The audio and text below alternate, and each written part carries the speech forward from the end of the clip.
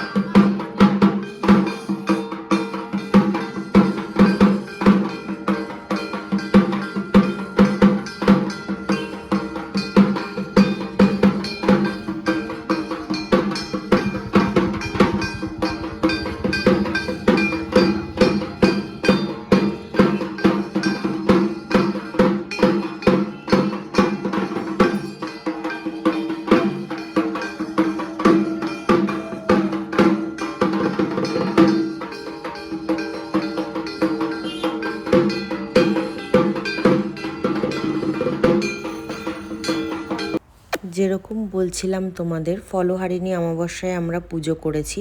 প্রত্যেকবার আমরা ফলহারিণী অমাবস্যায় পুজো করি না, বিকজ তাতানের পাপা যেরকম ছুটি পায় ও ছুটির অনুযায়ী পুজো আমরা করি। কিন্তু এবার শুনেছি ফলহারিণী অমাবস্যা খুব ভালো একটা অমাবস্যা, তো খুব শুভ একটা দিন, যার জন্য আমরা ডিসাইড করলাম, ওরও এই টাইমে ছুটি ছিল, তো সেই জন্য আমরা ডিসাইড করলাম যে এই টাইমে আমরা পুজো করব। তো আমরা শুনেছি যে আমাদের ঠাকুরমশাই বলেছেন যে 3 বছর পর পর এই ফলহারিণী অমাবস্যাতেই পুজো করতে হবে।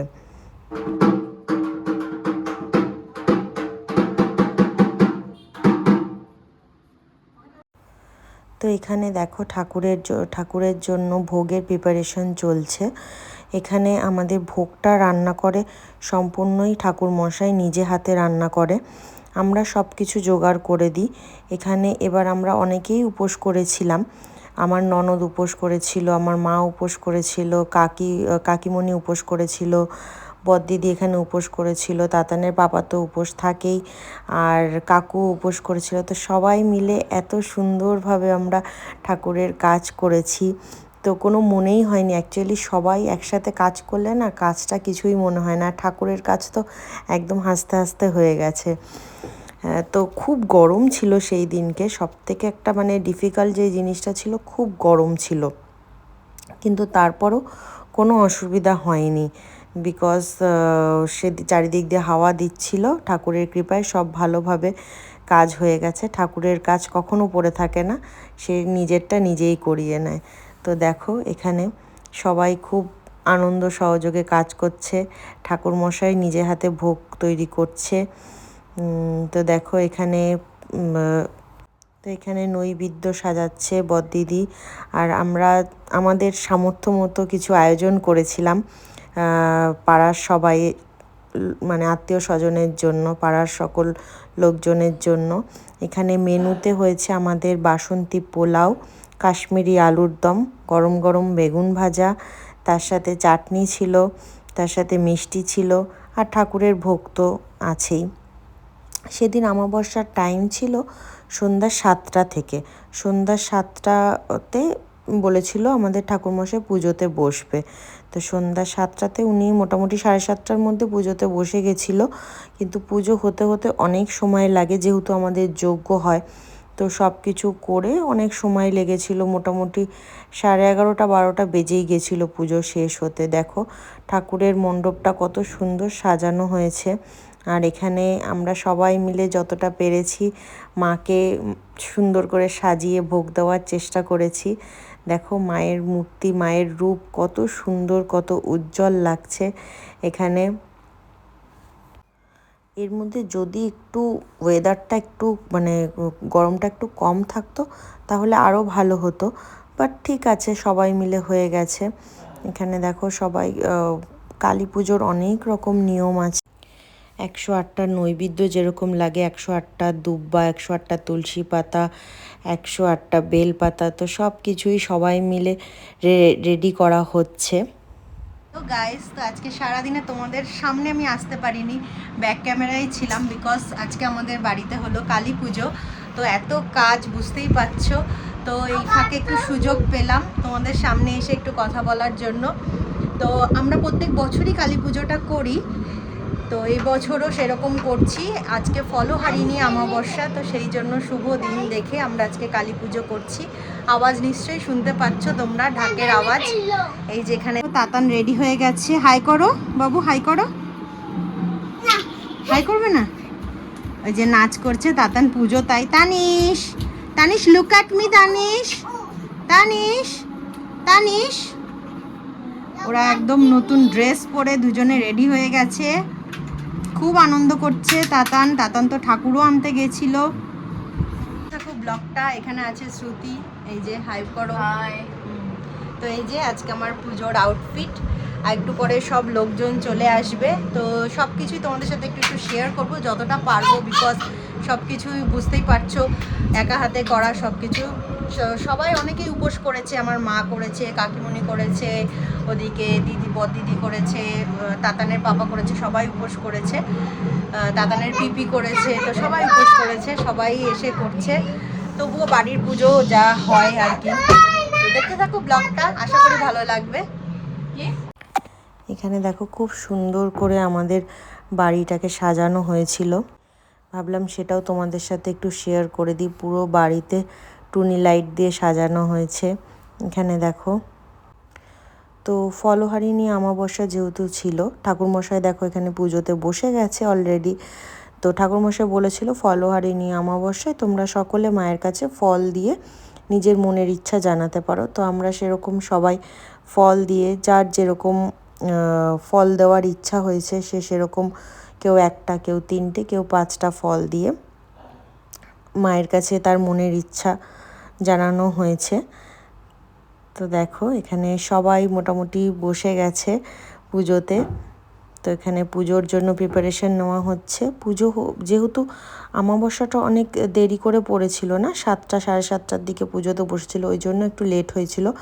আদারওয়াইজ প্রত্যেকবার আমাদের ওই 5টা সাড়ে 5টার দিকে পুজোতে বসে যাওয়া হয়, কেননা যেহেতু বাচ্চারাও আছে তো ওদেরকেও খাওয়ানো, তো সব কিছু করলে যার জন্য আমরা চেষ্টা করি কি একটু আগে আগে পুজোতে বসতে। এখানে দেখো যজ্ঞের প্রিপারেশন নেওয়া হচ্ছে, এখানে সবাই এসছে, তো খুব ভালো লেগেছিল।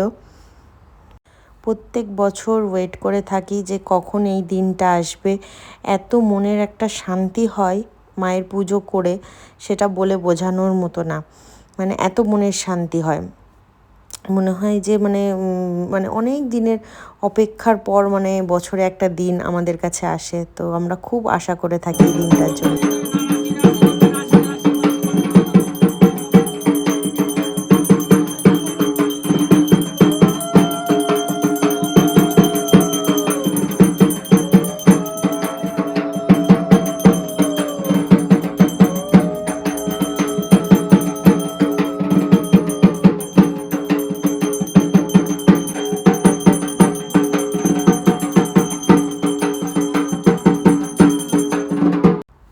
তাতানের পাপাও প্রত্যেকবার চেষ্টা করে যে একদিন বছরে অন্তত 2 দিনের জন্য হলেও ছুটি নিয়ে বাড়ি গিয়ে পুজোটা নিজে হাতে করার, বিকজ ও এত মনে প্রাণে মাকে ভালোবাসে, মানে মায়ের পুজো করতেও ভালোবাসে, যার জন্য ও যেভাবেই হোক ছুটি নিয়ে এই পুজোটা মানে করবেই। আর আমরাও অপেক্ষা করে থাকি কবে এই দিনটা আসবে, আমরা পুজো করব মায়ের।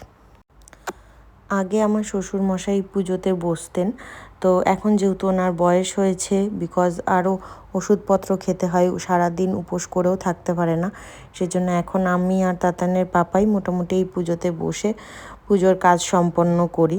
তো ওনারা বলেছেন যে তোমরা বসলেই হবে, এখন ওনারা আর উপোস থাকতে পারেন না সেহেতু আর পুজোতে ওনারা বসেন না। আদারওয়াইজ পুজোর সমস্ত দায়িত্ব তো থাকেই তাদের মাথায়, তো সবাই মিলেই কাজটা করা হয়। আর আরও সবথেকে বড় ব্যাপার যেটা, আমার বাড়ির লোক যদি আমার পাশে না থাকতো পুজোতে, তো কোনোভাবেই কাজটা সম্পন্ন করা হতো না। বাপি, মা, কাকিমণি, দিদি, তো সবাই মিলে আমাকে হেল্প করেছিল বলেই কাজটা আমি মানে মায়ের পুজোটা ভালোভাবে আমি করতে পেরেছি, বিকজ আমার একার পক্ষে অনেকটাই চাপ হয়ে যেত। তো যাই হোক, ঠাকুর যেটা করে খুব ভালোর জন্যই করে।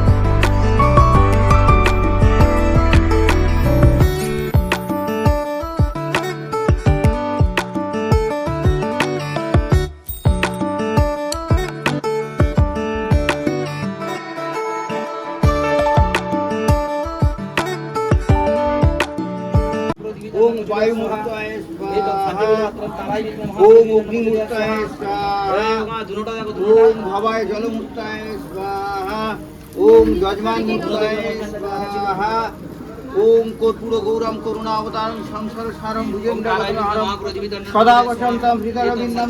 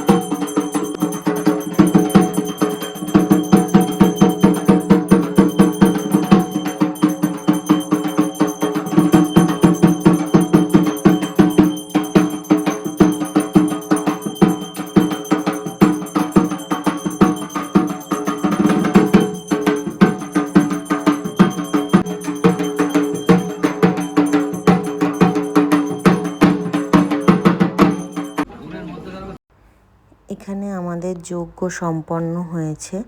এখানে লাস্টে যজ্ঞে খই এবং গঙ্গার জল আর দুধ দিয়ে যজ্ঞ সম্পন্ন হয়েছে। আমাদের পুজোও সম্পন্ন করেছি খুব ভালোভাবে। মায়ের কাছে এটাই প্রার্থনা করি, আবার আসো মা আমার বাড়িতে, এবং সবাইকে সুস্থ রাখো, ভালো রাখো, সবার মনের ইচ্ছা পূরণ করো, এবং বছর বছর আমার কাছে আসো। আর আমি যেন তোমাকে ঠিক এইভাবে আরও যত্ন করে তোমার বরণ করতে পারি, তোমাকে আদর করে তোমার পুজো করতে পারি ভক্তি ভরে। তো এটাই আমি প্রার্থনা করব সব মায়ের কাছে, সবাই যেন সুস্থ থাকে, সবাই যেন ভালো থাকে, ভালো রেখো সবাইকে।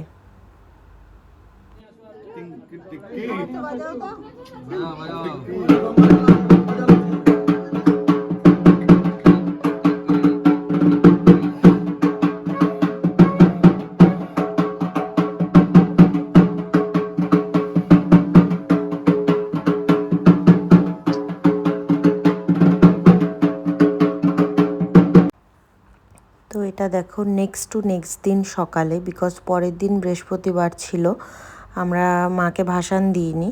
তো তার পরের দিন শুক্রবার দিন আমাদের ভাসান দেওয়া হয়েছিল।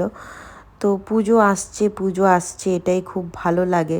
পুজো হয়ে গেলে আবার মন খারাপ হয়ে যায় যে ভাসান দিতে হবে, আবার একটা বছরের অপেক্ষা।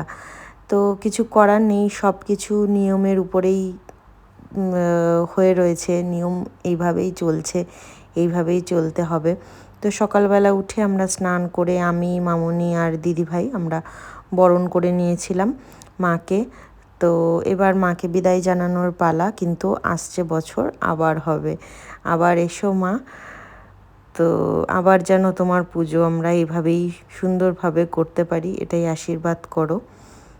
তো এই যে এখন ভাসান দিতে যাচ্ছে, আমরা কেউ আর যাইনি। তো তাতানের পাপাই গেছিলো আর কাকু গেছিলো তাতানের পাপার সাথে।